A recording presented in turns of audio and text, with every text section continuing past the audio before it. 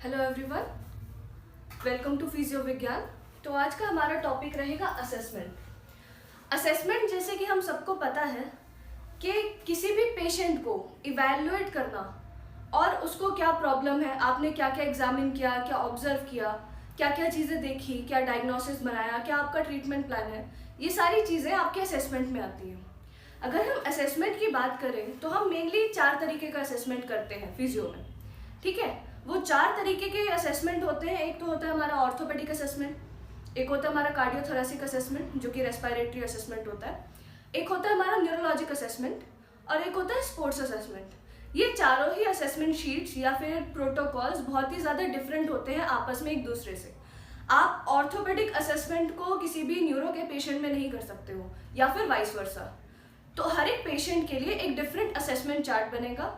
कुछ चीज़ें जनरलाइज्ड होती हैं, कुछ चीज़ें स्पेशलाइज्ड होती हैं।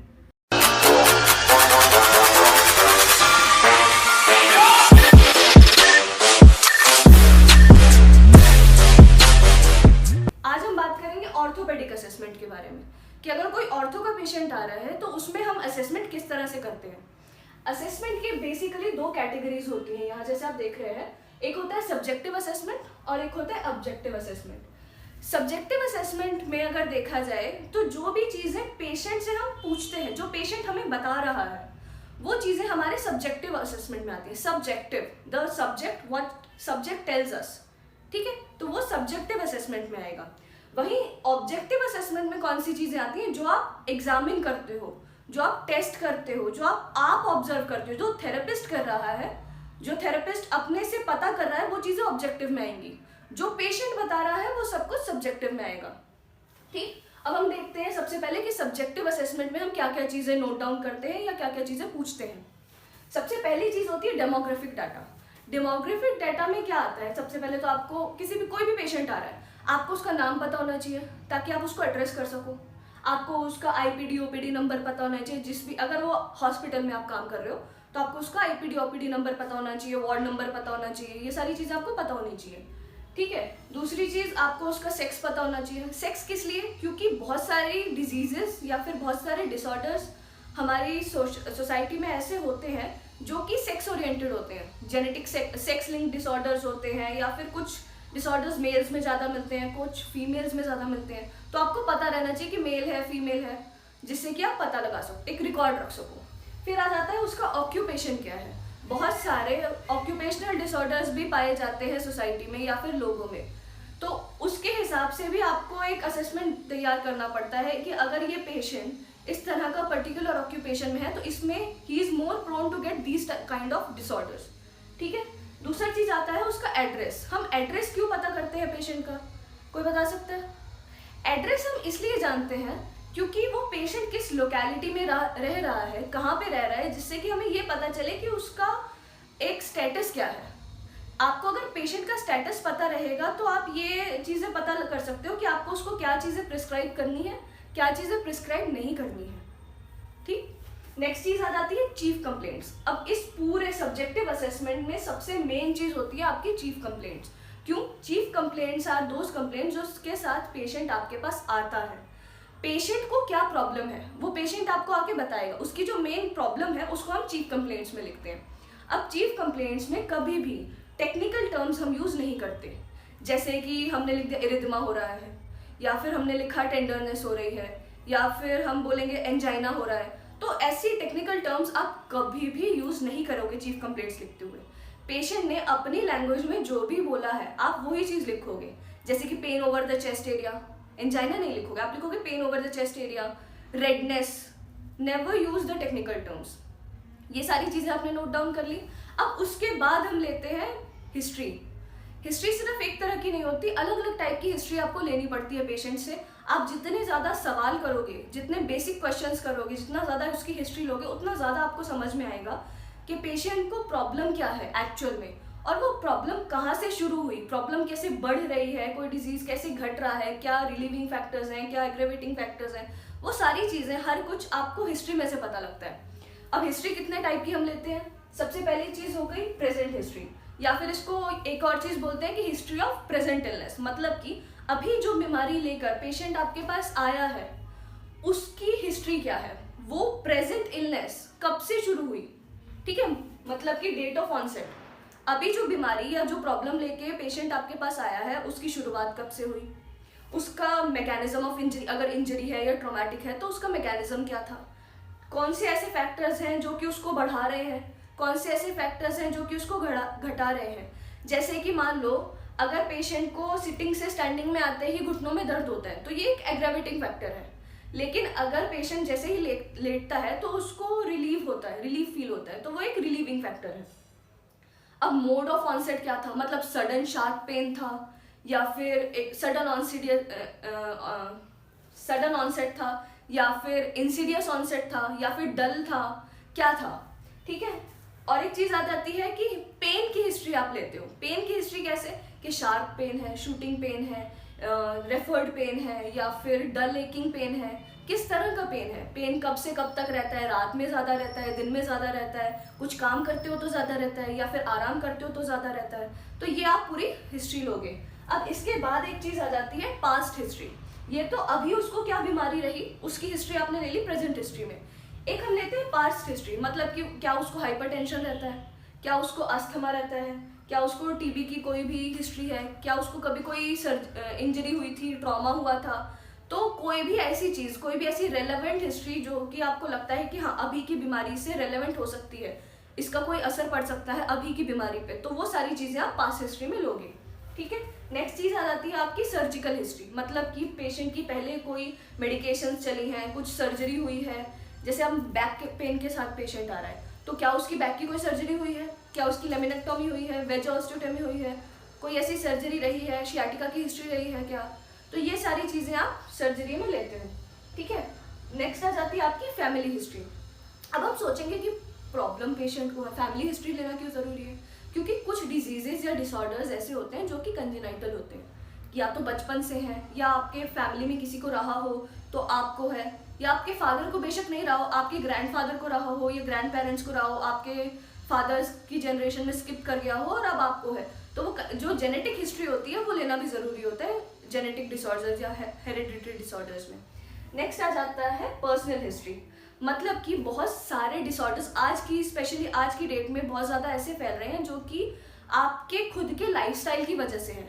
आपका लाइफस्टाइल कैसा है, कि सेडेंट्री है, एक्टिव लाइफस्टाइल है, आप अल्कोहल लेते हो कि नहीं लेते हो, आप स्मोकिंग करते हो कि नहीं करते हो, आपकी डाइट कैसी है, न्यूट्रिएंट्स कैसे हैं, ये सारी चीज़ें बहुत ज़्यादा इफेक्ट करती हैं किसी भी डिसऑर्डर को। आजकल जैसे भी पोस्चरल सिंड्रोम्स जो भी हो रहे हैं वो सभी सेडेंट्री लाइफस्टाइल या फिर एक कम एक्टिविटी वाले लाइफस्टाइल की वजह से हो रहे हैं, पुअर डाइट की वजह से हो रहे हैं, पुअर न्यूट्रिशन की वजह से हो रहे हैं, तो वो सारी चीज़ें आपको जानना बहुत ज़रूरी है। और मेनली इसका स्मोकिंग या अल्कोहल का मेनली रोल आ जाता है आपकी कार्डियोथोरेसिक हिस्ट्री में, ठीक। फिर आपकी आ जाती है सोशियो इकोनॉमिक हिस्ट्री।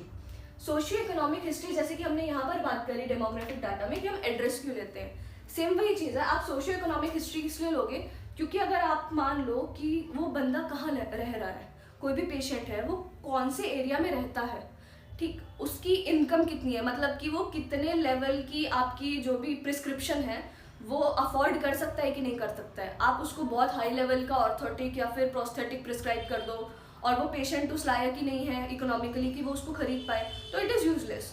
कुछ आप ऐसी मॉडिफिकेशन बता दो जो कि उसके घर के आसपास या उसके इन्वायरमेंट में हो ही ना पाए, वो कर ही ना सके, आप उसको बोलो कि हाँ आपको इंडियन टॉयलेट्स नहीं यूज़ करने और उसके घर में इंडियन टॉयलेट ही हो, तो टॉयलेटिंग कैसी है, या फिर स्टेयर केस अवॉइड करना है और उसका घर मान लो कि 4th फ्लोर पे हो, तो वो सारी चीज़ें आपको ध्यान में रखनी पड़ती हैं, ये सारी हिस्ट्री लेते हो, तो ये तो हिस्ट्री कंप्लीट हो गई। तो अब ऑब्जेक्टिव में सबसे पहली चीज़ क्या आती है, आपका ऑब्जर्वेशन।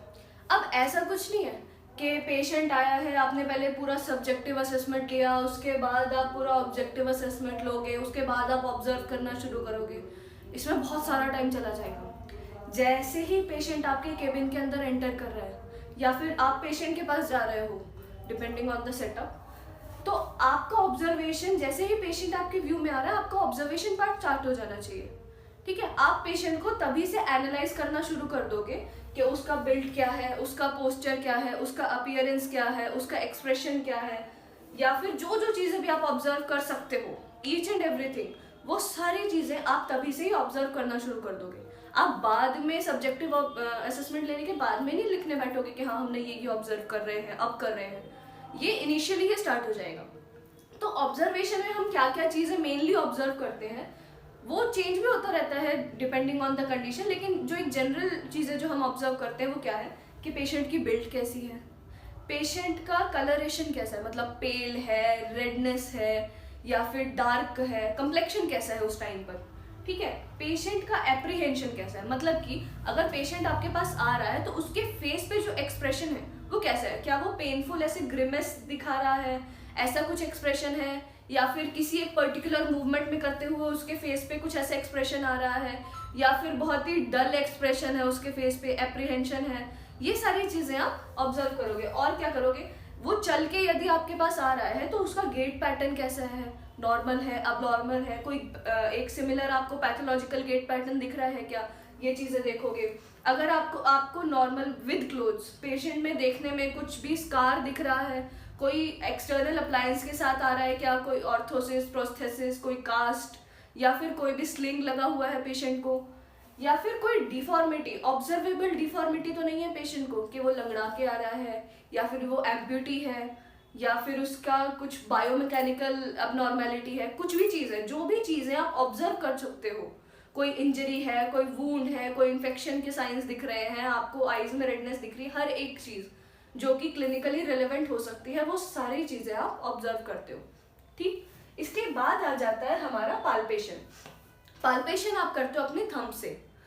अब बहुत से लोग क्या करते हैं कि अगर आपको मसल पाल्पेट करनी है या फिर आपको डीपर पाल्पेशन करना है तो सिर्फ ऐसे ये थंब लिया, इसको ऐसे हाथ पे या कहीं पे भी प्रेस किया तो उन्होंने कहा कि हाँ हमने पाल्पेट कर लिया। ऐसे नहीं होता पाल्पेशन। आप दोनों थम्स लेते हो, आपका डोमिनेंट हैंड पहले, फिर उसके बाद आपका नॉन डोमिनेंट हैंड, एंड ये दोनों आर्म्स स्ट्रेट रखे without bending your elbows, you press with your body weight, और फिर आप देखते हो कि क्या पेशेंट को पेन आ रहा है, क्या आप डीपर मसल में पाल्पेट कर पा रहे हो, क्या कुछ अबनॉर्मल मास है वहाँ पर, क्या टेंडरनेस है वहाँ पे। तो ऐसे हम पाल्पेट करते हैं, ये पाल्पेशन का तरीका है। अब पाल्पेट क्या क्या करते हैं, हम टेंडरनेस पाल्पेट करेंगे, मतलब आप छू कर देख रहे हो पेशेंट को, टच करके देख रहे हो तो क्या उसको पेन आ रहा है या फिर दर्द हो रहा है, क्या वहाँ पर स्वेलिंग दिख रही है, अगर दिख रही है तो किस टाइप की स्वेलिंग है, क्या वहाँ पर एडिमा दिख रहा है, अगर एडिमा है तो फिर किस टाइप का एडिमा है, पिटिंग एडिमा है, नॉन पिटिंग एडिमा है, और क्या पेशेंट का टेम्परेचर राइज है वहाँ पे या फिर कम है, आपको वो वाला एरिया क्या तो ज़्यादा गर्म लग रहा है या फिर थोड़ा ठंडा लग रहा है, हो सकता है कि वहाँ पे ब्लड नहीं पहुँच रहा हो तो वो थोड़ा कम भी हो टेम्परेचर, उस केस में हो भी सकता है। या उसकी स्किन की कंडीशन कैसी है, स्किन ड्राई है, स्केली है, हाइपर हाइड्रोसिस है, बहुत ज़्यादा मॉइस्ट है, या फिर उसको सोरनेस है स्किन में कि वो टच करने से एकदम पेनफुल सा बता रहा है, क्या आपकी उसकी मसल में स्पाज्म है। आप जब मसल को पाल्पेट करते हो तो एक नॉर्मल मसल की इंटीग्रिटी रहती है, अब नॉर्मल मसल की टोन रहती है, ठीक है।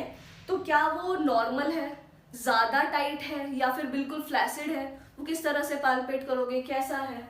स्कार अगर है, कोई भी स्कार प्रेजेंट है तो उसकी मोबिलिटी क्या है, आप अगर दोनों तरफ से ऐसे पकड़ के उसको ऐसे क्रिस क्रॉस फैशन में, ट्रांसवर्स फ्रिक्शन फैशन में मूव करके देखते हो, ठीक है, या फिर आप प्लग करके ऐसे मूव करके देखते हो अपोजिट फैशन में।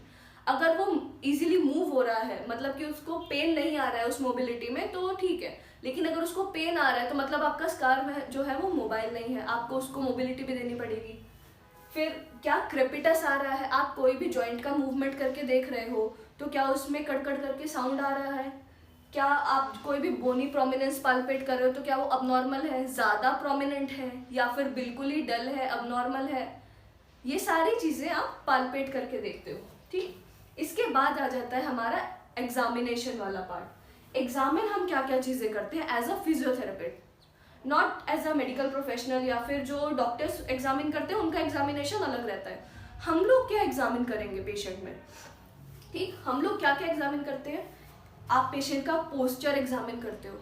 अब पोस्चर को कैसे एग्जामिन करोगे, पोस्चर को एग्जामिन करोगे तुम पहले तो एक तुम्हें पता होना चाहिए कि पेशेंट का जो नॉर्मल पोस्चर है, किसी भी ह्यूमन बीइंग का नॉर्मल पोस्चर जो है वो कैसा होता है। अब उस नॉर्मल पोस्चर की रेंज से ज़रा सा भी डेविएशन है, आप एक तो एपी व्यू में देखते हो, एक तो लेटरल व्यू में देखते हो और एक पीए व्यू में देखते हो। अब कहीं पर भी ज़रा सा भी डेविएशन है पोस्चर में तो वो अब नॉर्मल पोस्चर की कैटेगरी में आ जाएगा। वो सारी चीज़ें आप नोट डाउन करोगे। पोस्चर कैसे एग्जामिन करते हैं ये भी हम आगे सीखेंगे। नेक्स्ट चीज़ आ जाती है गेट।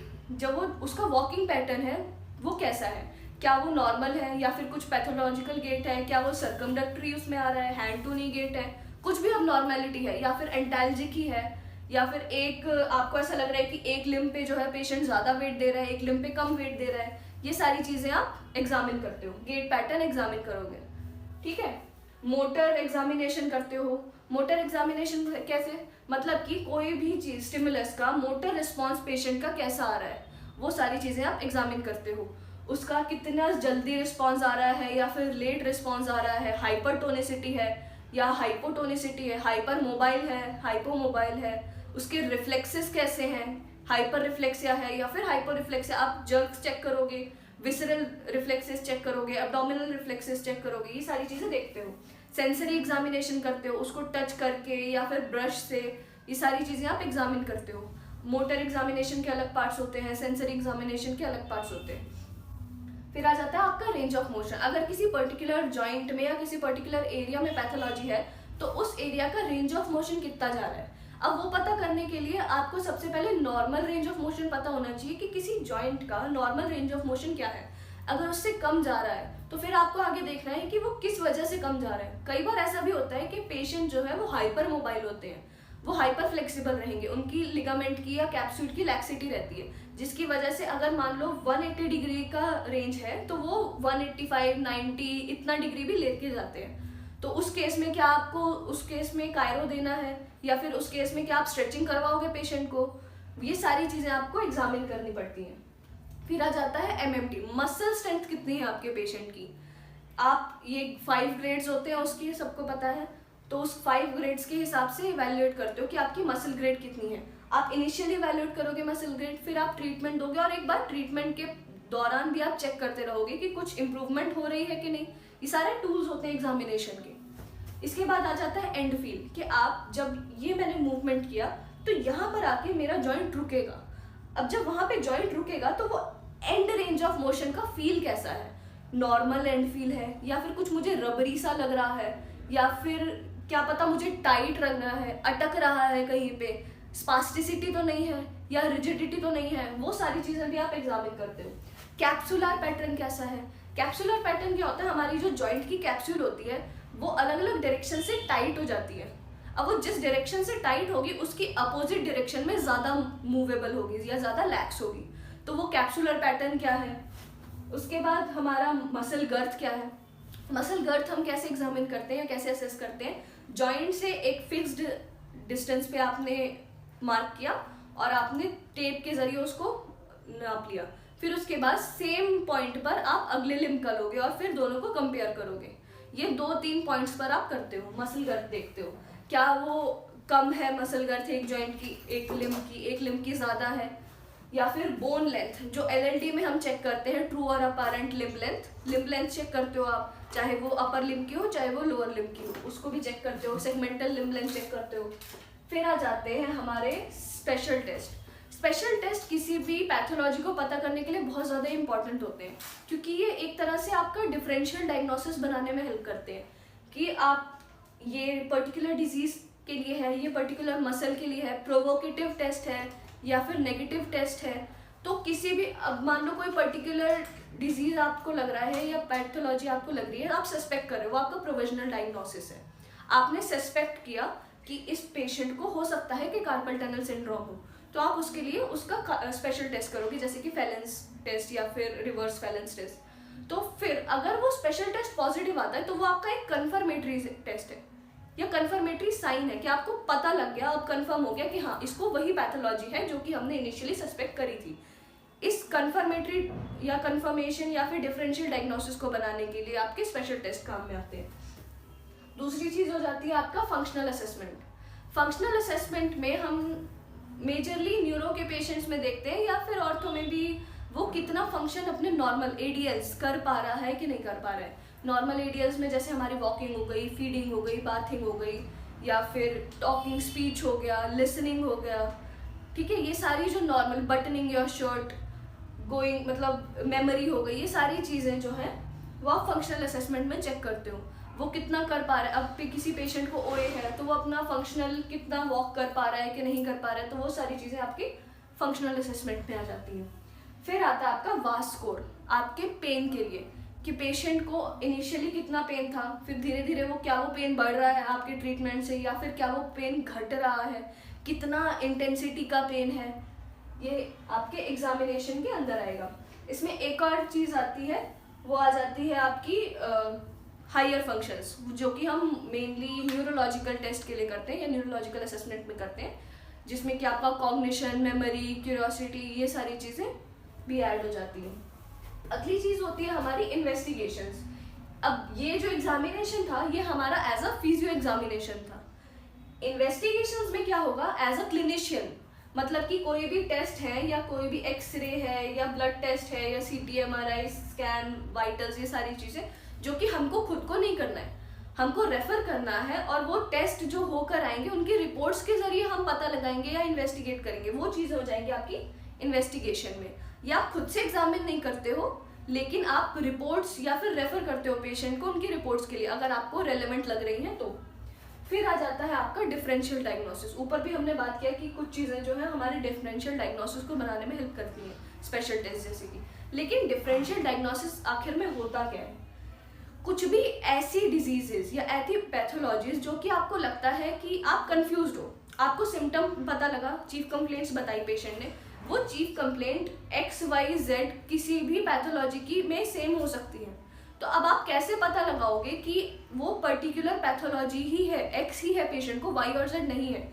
उस चीज़ में जो क्लिनिकल फीचर्स आप अलग अलग स्पेशल टेस्ट हो गए या अलग अलग जो क्लासिकल साइंस उसके होते हैं, वो डिफ्रेंशिएट करते हो, किस तरह से आपने डिफ्रेंशिएट किया कि हाँ ये नहीं है यही है पक्का, वो चीज़ें आप डिफरेंशियल डायग्नोसिस में लिखते हो, और वो पैथोलॉजीज भी आप डिफरेंशियल डायग्नोसिस में लिखते हो। फिर आ जाता है हमारा डायग्नोसिस, फाइनल डायग्नोसिस। अब आपने फाइनल डायग्नोसिस क्या रहा, पहली बात तो कि हमारे पेशेंट को क्या हुआ है और हमको कैसे पता लगा कि वो क्या हुआ है, वो चीज़ें आप फाइनल डायग्नोसिस में लिखते हो। लास्ट इस सब ये सब आपने असेस कर लिया, सब आपने पता कर लिया, पूछ लिया है, एग्जामिन कर लिया, इस सब के बाद मेन जो काम आ जाता है वो आता है आपका ट्रीटमेंट प्लान। अब ट्रीटमेंट प्लान में हम दो तरह का प्लान बनाते हैं जनरली। एक तो जो आप करवाओगे पेशेंट को कि हाँ आप वो आपके पास क्लिनिक में या हॉस्पिटल में आ रहा है, आप उसको थेरेपी दे रहे हो या उसको ट्रीटमेंट दे रहे हो, कुछ भी करवा रहे हो। दूसरी चीज़ होती है कि आपके बाद जब वो पेशेंट घर जाएगा तो वो घर जाके होम ट्रीटमेंट प्लान या होम एडवाइसेस क्या क्या रहेंगे, वो क्या रहेगा, वो चीज़ें आप होम एडवाइसेस में देते हो। उसमें आप dos don'ts, home exercise plan, ये सारी चीज़ें आप उसमें रखते हो और वो बताते हो। अब ट्रीटमेंट प्लान के लिए हम एक अलग से वीडियो बनाएंगे जिसमें कि पूरा ट्रीटमेंट प्लान कैसे जनरेट करते हैं, किस किस चीज़ों को ध्यान रखते हैं, गोल्स क्या रहते हैं, क्या फेजेस रहते हैं किसी भी ट्रीटमेंट को बनाने के लिए, या आप कैसे पता करोगे कि हमको क्या मोडालिटी लगाना है, क्या एक्सरसाइज देना है, क्या नहीं करवाना है, वो सारी चीज़ें हम अगली वीडियो में बताएंगे। Thank you very much.